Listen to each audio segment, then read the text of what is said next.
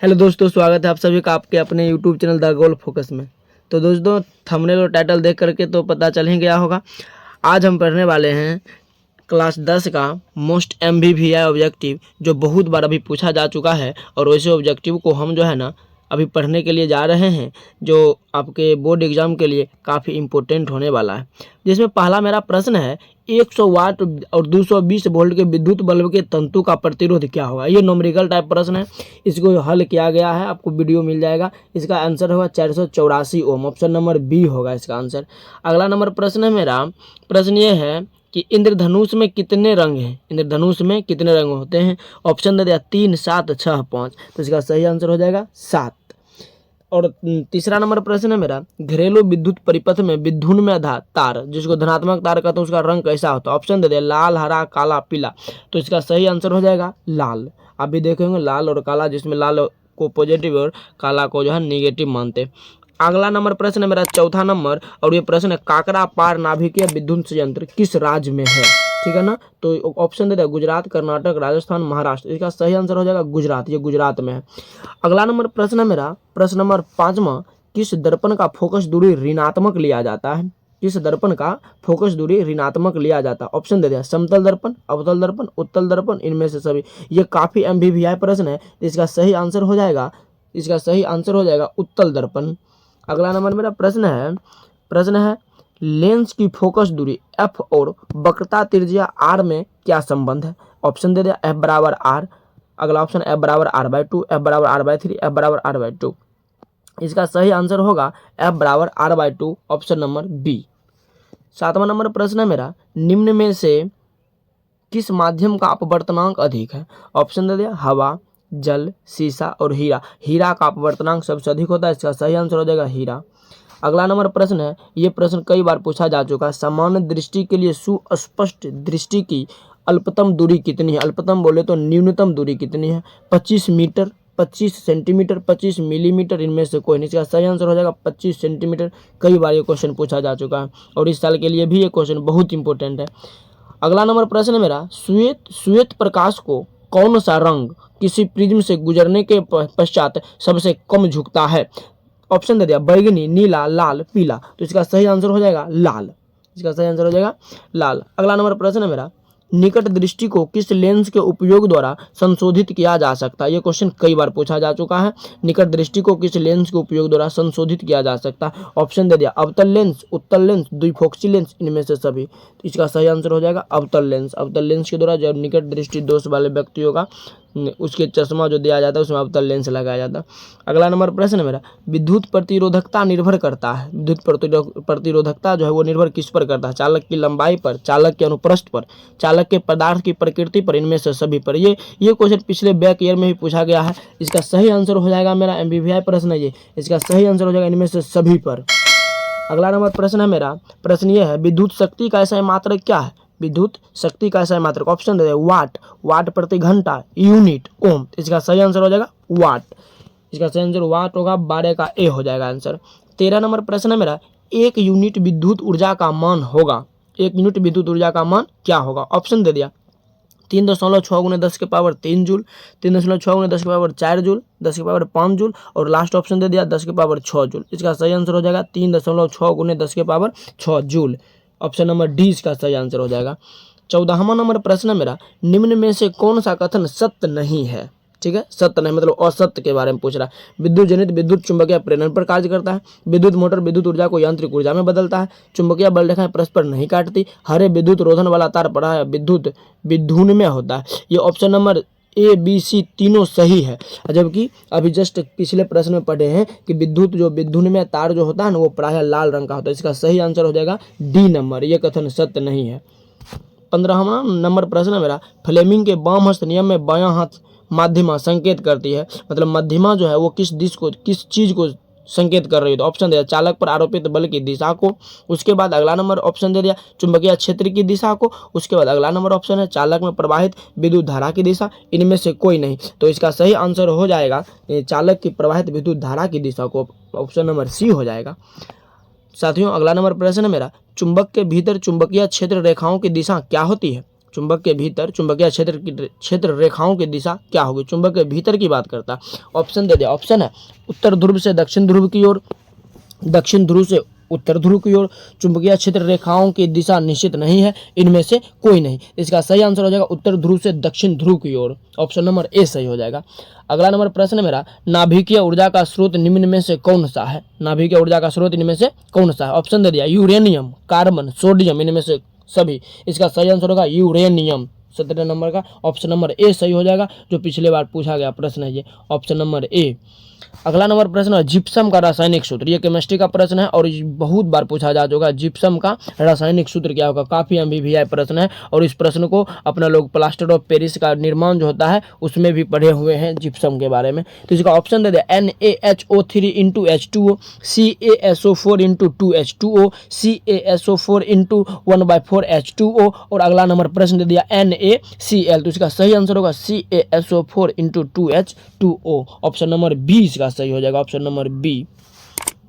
अगला नंबर प्रश्न है क्लोरीन। क्लोरीन की परमाणु संख्या क्या है? यह भी प्रश्न कई बार पूछा जा चुका है। क्लोरीन की परमाणु संख्या क्या है? ऑप्शन दे दिया 12, 13, 19 और 17। हम लोग जानते हैं कि क्लोरीन की परमाणु संख्या 17 होती है। अगला नंबर प्रश्न, सामान्यतः एथेनॉल को क्या कहा जाता है? तो इसका ऑप्शन दे दिया एल्कोहल, एल्डिहाइड, दोनों, इनमें से कोई नहीं। एथेनॉल को हम लोग ने सामान्य एल्कोहल के नाम से भी जानते हैं। इसका सही आंसर हो जाएगा ए, एथेनॉल को एल्कोहल के नाम से जानते हैं। अगला नंबर क्वेश्चन काफी इंपोर्टेंट है, कली चूना का रासायनिक अनुसूत्र क्या होगा? कली चूना का रासायनिक अनुसूत्र होगा क्या? इसका ऑप्शन दे दिया। ऑप्शन है CaOH का whole twice, CaO, CaCO3, CaHCO3 का होल ट्वाइस। कली चूना को कैल्शियम ऑक्साइड के नाम से भी जानते हैं, तो इसका सही आंसर हो जाएगा CaO। ऑप्शन नंबर बी इसका सही आंसर हो जाएगा, जो कई बार ये क्वेश्चन को पूछा जा चुका है। अगला नंबर प्रश्न है जल के विद्युत अपघटन में कैथोड पर कौन सा गैस मुक्त होता है? जब जल का विद्युत अपघटन किया जाता है तो कैथोड पर कौन सा गैस मुक्त होता है? ऑप्शन दे दिया ऑक्सीजन, हाइड्रोजन, दोनों और ओजोन। तो इसका सही आंसर होगा हाइड्रोजन। चलिए अगला नंबर प्रश्न है मेरा, बेकिंग सोडा का रासायनिक सूत्र क्या होगा? बेकिंग सोडा का रासायनिक सूत्र क्या होगा? ऑप्शन दे दे NaHCO3, Na2CO3, 10H2O, CaOH का होल ट्वाइस, CaCO3। तो इसका सही आंसर ऑप्शन नंबर ए होगा NaHCO3, जो काफी इंपोर्टेंट क्वेश्चन है इस बार के लिए, बहुत इंपोर्टेंट क्वेश्चन है। अगला नंबर प्रश्न है कौन सा पदार्थ नीले लिटमस पत्र को लाल कर देता है? ये क्वेश्चन कई बार पूछा जा चुका है। नीले लिटमस पत्र को लाल कर देता है, ऑप्शन दे दिया अम्ल, क्षार, लवण, इनमें से कोई नहीं। हम लोग जानते हैं कि ये अम्ल का जो गुण होता है ना, ये अम्ल जो है ये नीले लिटमस पत्र को लाल करता है। अम्ल क्षार में जब अंतर को पढ़ेंगे तो उसमें ये क्वेश्चन को फिर से पढ़ेंगे। इसका सही आंसर ए होगा अम्ल। चलिए साथियों अगला नंबर प्रश्न हमारा, मिल्क ऑफ मैग्नीशिया का पीएच मान क्या होगा? ऑप्शन है 7, 8, 9, 10.5। मिल्क ऑफ मैग्नीशिया का पीएच मान कितना होगा? ऑप्शन दे दिया मिल्क ऑफ मैग्नीशिया जो होता है ये क्षारीय प्रवृत्ति का होता है, लेकिन इसमें देख रहे हम 3 ऑप्शन जो क्षारीय प्रवृत्ति वाला को दर्शाता है और एक ऑप्शन जो है वो 7 है जो उदासीन विलयन को दर्शाता है। तो इसका सही आंसर होगा क्षारीय प्रवृत्ति में 10.5, जो ऑप्शन नंबर डी है। और ये क्वेश्चन काफी बार पूछा जा चुका है। ये क्वेश्चन आप लोग के लिए इस साल के लिए काफी एमबीवीआई होने वाला है। अगला नंबर प्रश्न है मेरा, निम्न में से कौन सा अधातु चमकीला है? अधातु तो है लेकिन चमकीला है। ऑप्शन दे दिया आयोडीन, सल्फर, ब्रोमीन, सेलेनियम। तो ये आयोडीन जो अपना लोग नमक में आयोडीन को मिला कर खाते हैं, ये आयोडीन चमकीला होता है और ये अधातु भी है। तो इसका सही आंसर हो जाएगा आयोडीन। ऑप्शन नंबर ए 26 का ए हो जाएगा। 27 नंबर प्रश्न है, निम्न में से कौन सा धातु अत्यधिक अभिक्रियाशील है? ऑप्शन दे दे एल्यूमिनियम, सोडियम, कैल्शियम, मैग्नीशियम। तो इसका सही आंसर हो जाएगा मेरा, हम लोग इस चीज़ को जानते हैं कि सोडियम जो होता है ना, इसको केरोसिन में डुबा करके रखते हैं। इसलिए रखते हैं क्योंकि सोडियम बहुत ही अत्यधिक अभिक्रियाशील धातु है। तो इसका सही आंसर हो जाएगा सोडियम, अर्थात इसका सही आंसर ऑप्शन नंबर बी हो जाएगा। 27 नंबर का बी होगा। 28वां नंबर प्रश्न है मेरा, ऑक्सीजन परमाणु के बाह्यतम कक्षा में इलेक्ट्रॉनों की संख्या कितनी होती है? ऑप्शन दे दिया 2, 6, 3, 4। तो इसका सही आंसर हो जाएगा 6। बाह्यतम कक्षा में होता है इलेक्ट्रॉनों की संख्या 6 होता है। क्वेश्चन नंबर 29 है, ब्यूटेनॉन एक कार्बन यौगिक है जिसका प्रक्रियात्मक समूह क्या होगा? ब्यूटेनॉन ऑप्शन दे दिया कार्बोक्सिलिक अम्ल, एल्डिहाइड अम्ल, कीटोन। उसके बाद अगला नंबर ऑप्शन दे दिया एल्कोहल। इसका सही आंसर हो जाएगा कीटोन। ब्यूटेनॉन कार्बन यौगिक है जिसका प्रक्रियात्मक समूह कीटोन हो जाएगा। अगला नंबर प्रश्न है मेरा 30वां नंबर, ये क्वेश्चन इंपोर्टेंट है। नाइट्रोजन के 2 परमाणुओं के बीच कितने आबंध होते हैं? नाइट्रोजन का जो 2 परमाणु होता है उसके बीच आबंध की संख्या कितनी होगी? ऑप्शन दे दिया 1 आबंध, द्विआबंध, त्रिआबंध, इनमें से कोई नहीं। तो इसका सही आंसर हो जाएगा त्रिआबंध। ये एल्काइन ग्रुप का सदस्य हो रहा होता है। नाइट्रोजन के जब 2 परमाणु होते हैं तो ये एल्काइन ग्रुप का, और इसमें त्रिआबंध होते हैं। अगला नंबर प्रश्न मेरा, ये प्रश्न काफी MVVI है और ये प्रश्न अधिक बार पूछा जा चुका है। और प्रश्न है मेरा, एल्कीन का सामान्य सूत्र क्या है साथियों? एल्कीन का सामान्य सूत्र क्या है? तो ऑप्शन दे दिया CnH2n+2, CnH2n, CnH2n-1, CnH2n-2। तो इसका सही आंसर हो जाएगा CnH2n। ये एल्कीन का सामान्य सूत्र हो गया CnH2n। चलिए अगला नंबर प्रश्न है मेरा, आधुनिक आवर्त सारणी में आवर्तों की संख्या कितनी होती है? आधुनिक आवर्त सारणी में आवर्त की संख्या कितनी होती है? ऑप्शन दे दिया 7, 8, 9, 18। तो इसका आंसर हो जाएगा 7। आप लोग जो क्वेश्चन जी पढ़ाए होंगे कि आवर्त की संख्या जो होती है ना वो 7 होती है। ये भी क्वेश्चन बहुत इंपॉर्टेंट है और ऑप्शन इसका हो जाएगा ऑप्शन नंबर ए, जिसका आंसर है 7। चलिए दोस्तों अगला नंबर प्रश्न है मेरा, समूह में ऊपर से नीचे जाने पर परमाणु आकार में क्या परिवर्तन होता है? जब अपना लोग आवर्त सारणी की इसमें बात कर रहा है, ऊपर से नीचे की ओर आते हैं तो परमाणु आकार में परिवर्तन जो होता है वो क्या होता है? ऑप्शन दे दिया, परमाणु का साइज बढ़ जाता है, साइज घट जाता है, साइज अपरिवर्तित रहता है, इनमें से कोई नहीं। तो इसका सही आंसर होगा परमाणु का साइज जो है ना वो बढ़ते रहता है। इसका सही आंसर ऑप्शन नंबर ए हो जाएगा। चलिए अगला नंबर प्रश्न है, कौन सा एंजाइम इमल्सीकृत वसा का पाचन करता है? ऑप्शन दे दिया, पेप्सिन, ट्रिप्सिन, लाइपेज, इनमें से कोई नहीं। इसका सही आंसर होगा लाइपेज, ऑप्शन नंबर सी हो जाएगा। अगला नंबर प्रश्न है 35वां और ये प्रश्न इंपॉर्टेंट है, लाल रक्त कणिकाओं को लाल कौन बनाता है? लाल रक्त कणिका जो है इसको लाल कौन बनाता है? ऑप्शन दे दिया, तांबा के यौगिक, लोहा के यौगिक, लवण के यौगिक, इनमें से सभी। तो इसका सही आंसर होगा लोहा के यौगिक, ऑप्शन नंबर बी इसका सही आंसर हो जाएगा। चलिए दोस्तों अगला नंबर प्रश्न है मेरा, इनमें कौन फल पकाने के लिए प्रयुक्त होते हैं? अपना लोग जानते हैं कि फल पकाने वाले हार्मोन, अर्थात इसमें हार्मोन चारों ऑप्शन दिया ऑक्सीजन, जिब्रेलिन, एथिलीन, साइटोकाइनिन, ये चारों हार्मोन है जिसमें से फल पकाने के लिए प्रयुक्त होते हैं एथिलीन। इसका सही आंसर होगा ऑप्शन नंबर सी, ठीक है ना, ऑप्शन नंबर सी हो जाएगा। ये क्वेश्चन इंपॉर्टेंट है, इसको नोट कर लीजिए आप लोग, अच्छा ढंग से दिमाग में फिट कर लीजिए। अगला नंबर प्रश्न है मेरा, वह प्रक्रम जिसके द्वारा जीव अपने जैसे संतानों को उत्पत्ति करते हैं क्या कहलाता है? ये क्वेश्चन काफी इंपॉर्टेंट है, इस वर्ष के लिए इंपॉर्टेंट होने वाला है, MVVI है ये। वह प्रक्रम जिसके द्वारा जीव अपनी जैसे संतानों की उत्पत्ति करते हैं क्या कहलाता है? ऑप्शन दे दिया, जनन, डायफ्राम, निषेचन, भ्रूण। तो इसका सही आंसर हो जाएगा साथियों जनन, रिप्रोडक्शन जिसको कहते हैं, इसका सही आंसर जनन हो जाएगा। चलिए दोस्तों अगला नंबर प्रश्न है मेरा, सामान्य प्रकुंचन रक्तदाब होता है सामान्य रूप से, BP जिसको कहते हैं ब्लड प्रेशर, ये सामान्य रूप से कब रहेगा? जब ये ऑप्शन दे दिया 80 mm, 100 सेंटीमीटर, 120 mm, 130 mm। जब इसका जो है ना 120 mm जब रहेगा तब इस सामान्य रूप से इसका रक्तदाब चलते रहेगा और शरीर में BP वगैरह की बीमारी नहीं उत्पन्न होगी। तो इसका सही आंसर ऑप्शन नंबर सी हो जाएगा।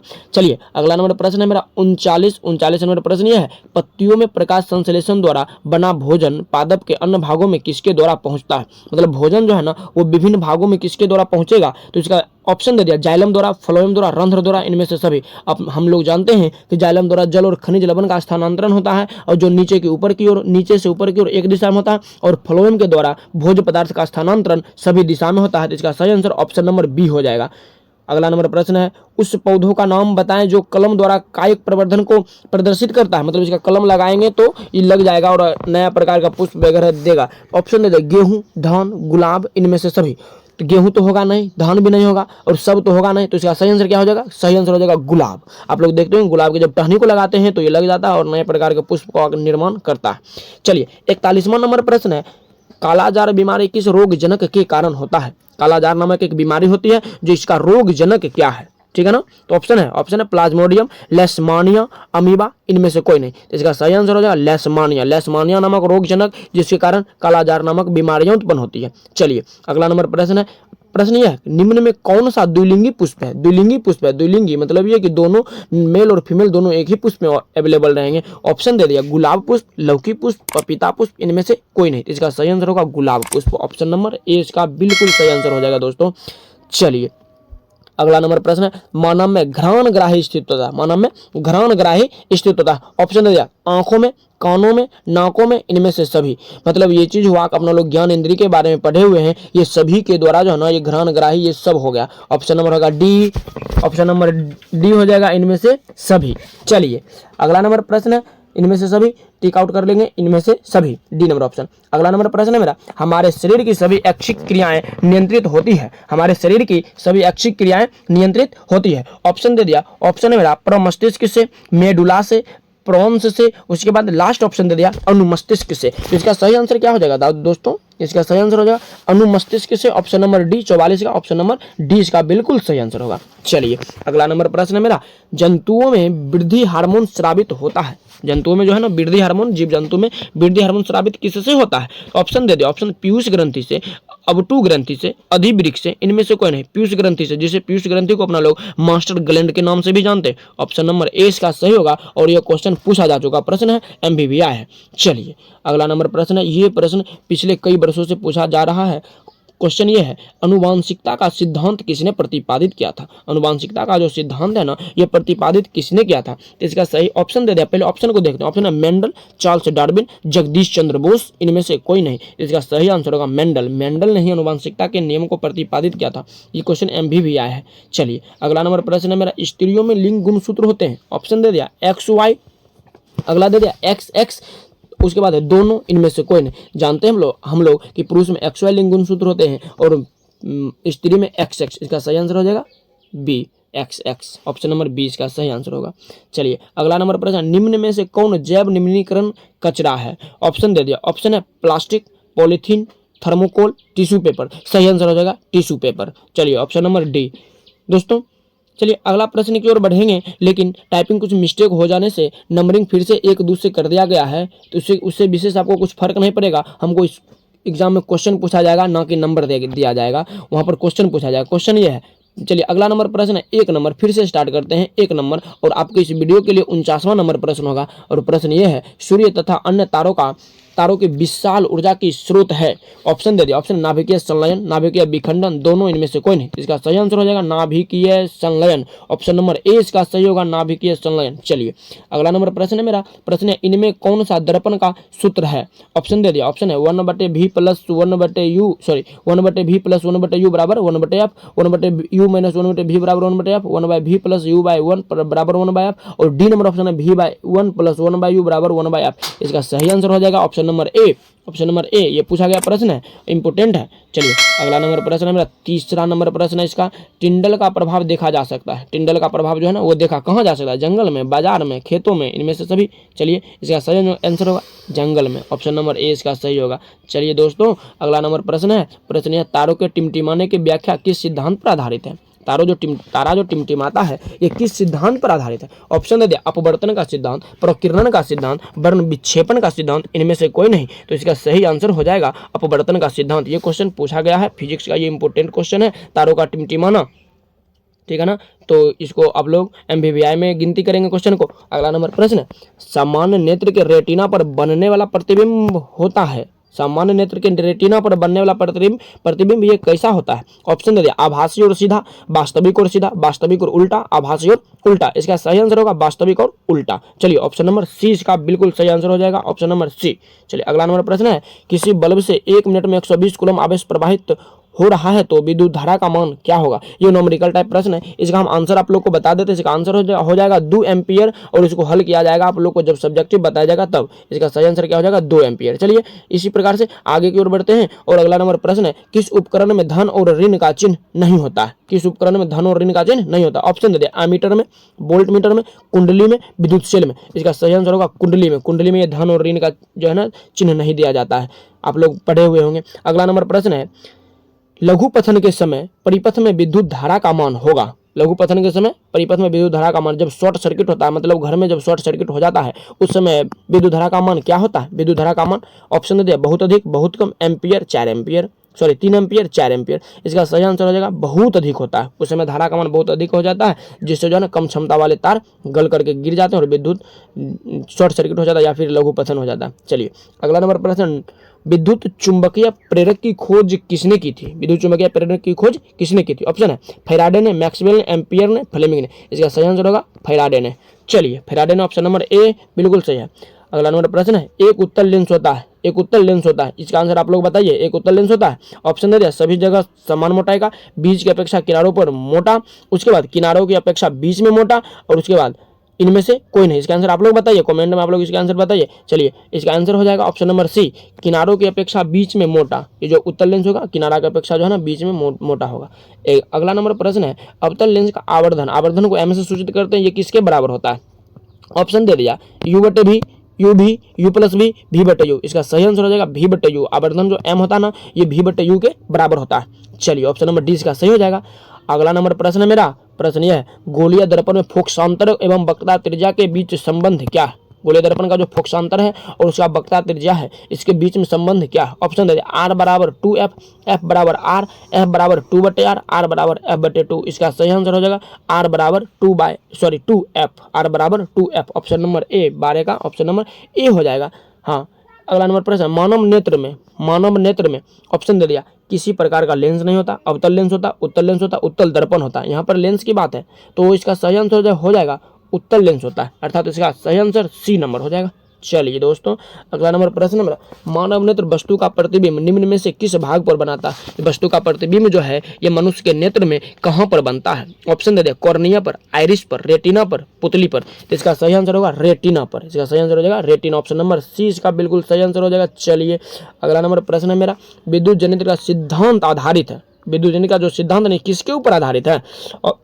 ऑप्शन दे दिया, ऑप्शन है विद्युत धारा के ऊष्मीय प्रभाव पर, प्रेरित विद्युत पर, विद्युत चुंबकीय प्रेरण पर, प्रेरित चुंबकत्व पर। इसका सही आंसर विद्युत चुंबकीय प्रेरण, ऑप्शन नंबर सी। ये काफी इंपोर्टेंट प्रश्न है और इस बार जो है ना पूछा जाने वाला प्रश्न है। ये MVVI है, आप लोग नोट कर लीजिए, ये काफी MVVI प्रश्न है, ठीक है ना। चलिए अगला नंबर प्रश्न है मेरा, प्रश्न है ये प्रश्न है, निम्न में से कौन बायोगैस ईंधन का स्रोत नहीं है?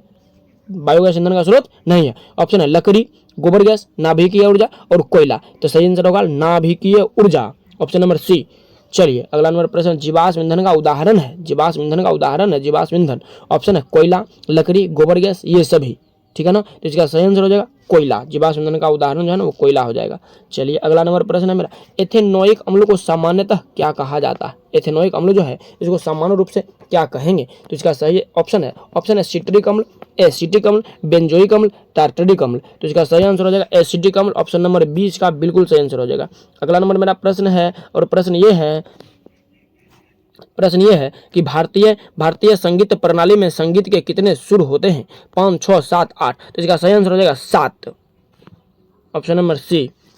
अगला नंबर प्रश्न है मेरा, प्रश्न है वायुरोधी बर्तनों में खाद्य सामग्री रखने पर उपचयन की गति हो जाती है? ऑप्शन है धीमी, तीव्र, बराबर, अति तीव्र। तो ये उपचयन की गति जो है ना धीमी हो जाएगी। तो ऑप्शन नंबर ए इसका सही आंसर हो जाएगा। चलिए अगला नंबर प्रश्न है, नीचे दी गई अभिक्रिया में कौन सा कथन सही है? अभिक्रिया दे दिया, Cu + O2 बनाया है CuO, 2Cu एक समीकरण बैलेंस है, 2Cu + O2 arrow 2Cu। Option है कॉपर का ऑक्सीकरण, कॉपर का अवकरण, कॉपर का नाइट्रेशन और ए नंबर बी नंबर दोनों वाला ऑप्शन। चलिए इसका सही आंसर है कॉपर का ऑक्सीकरण, इसमें कॉपर का ऑक्सीकरण हो रहा। ऑप्शन नंबर ए इसका सही आंसर हो जाएगा। अगला नंबर प्रश्न है मेरा, सिल्वर क्लोराइड का रंग क्या है? ऑप्शन है श्वेत, पीला, हरा, काला। इसका सही आंसर हो जाएगा श्वेत। चलिए ऑप्शन नंबर ए इसका सही होगा। ये क्वेश्चन MVVI है, आप लोग नोट कीजिए, ये क्वेश्चन काफी MVVI पूछा गया प्रश्न है। अगला नंबर प्रश्न है, समीकरण CaCO3 एरो जब उसमें प्रवाहित किया जाता है तो ये CaO अलग और CO2 अलग किस प्रकार का समीकरण है? इसका ऑप्शन है वियोजन, संयोजन, उभयगामी प्रतिस्थापन। तो इसका सही आंसर हो जाएगा वियोजन। ये जो है ना एक यौगिक दो अलग अलग यौगिक में टूट रहे होते हैं, वियोजित हो रहे होते हैं। अगला नंबर प्रश्न है मेरा, किसी लाल तप्त आयरन पर जल वाष्प प्रवाहित करने पर कौन सा यौगिक प्राप्त होगा? मतलब लाल लोहा है और लोहा पर जब जल देते हैं तो इससे कौन सा यौगिक बनेगा? ऑप्शन है FeO, Fe2O3, Fe3O4, FeS। इसका सही आंसर होगा Fe3O4। ऑप्शन नंबर सी इसका सही हो जाएगा। चलिए अब अगला नंबर प्रश्न है, हमारे शरीर में pH कितने परास के बीच कार्य करता है? मतलब शरीर का pH मान के बारे में बात कर रहा है बुआ, तो शरीर का pH मान कितने परास के बीच में कार्य करेगा? ऑप्शन दे दिया 6.0 से 6.8, 7.0 से 7.8, 2.1 से 3.8, 5.1 से 5.8। इसका सही आंसर हो जाएगा 7.0 से 7.8। और ये क्वेश्चन काफ़ी इंपॉर्टेंट। चलिए MVVI में से आप लोग नोट कर लीजिए क्वेश्चन को, काफ़ी MVVI।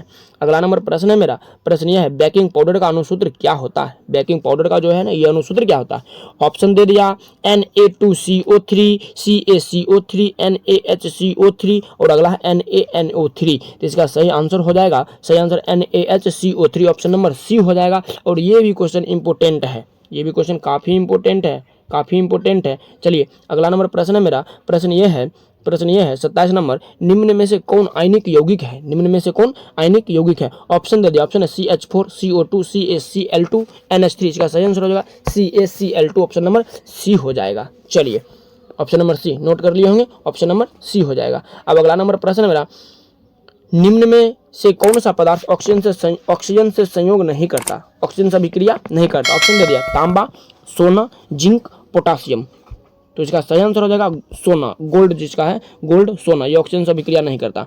अगला नंबर प्रश्न है, ये प्रश्न तो बहुत इंपॉर्टेंट है, ओवर इंपॉर्टेंट है ये प्रश्न और बहुत बार पूछा जा चुका है, इस बार पूछने की संभावनाएं हैं, ठीक है ना। MVBI है क्वेश्चन। पहले पढ़ते हैं क्वेश्चन क्या है। क्वेश्चन है, शुद्ध सोना को व्यक्त किया जाता है, शुद्ध सोना को व्यक्त किया जाता है। ऑप्शन दे दिया, 22 कैरेट में, 24 कैरेट में, 20 कैरेट में, 12 कैरेट में। इसका सही आंसर हो जाएगा 24 कैरेट में। और ये 24 कैरेट का जो सोना होता है ना, ये काफ़ी मुलायम होता है, जिसे शुद्ध सोना के नाम से जानते हैं।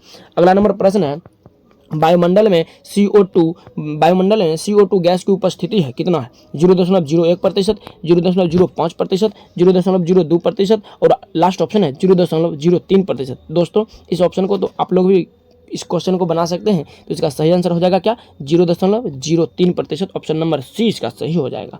चलिए अगला नंबर प्रश्न मेरा, सल्फ्यूरिक अम्ल का अणुसूत्र होता है, सल्फ्यूरिक अम्ल का अणुसूत्र। ऑप्शन है H2S2O7, H2SO4, H2S2O3, H2S2O8। ये काफ़ी इंपॉर्टेंट क्वेश्चन है और 2016 में क्वेश्चन को पूछा गया है। इसका सही आंसर हो जाएगा H2SO4, ऑप्शन नंबर 20 का सही आंसर हो जाएगा। साथियों आज की वीडियो को इतना ही पर हम कंप्लीट करते हैं। और अगर आप लोग हमारे इस चैनल पर नए हैं ना, तो हमारे चैनल को सब्सक्राइब कीजिएगा और वीडियो को अत्यधिक से अत्यधिक शेयर कीजिएगा। ये क्लास आज यहाँ पर बंद कर दिया गया है।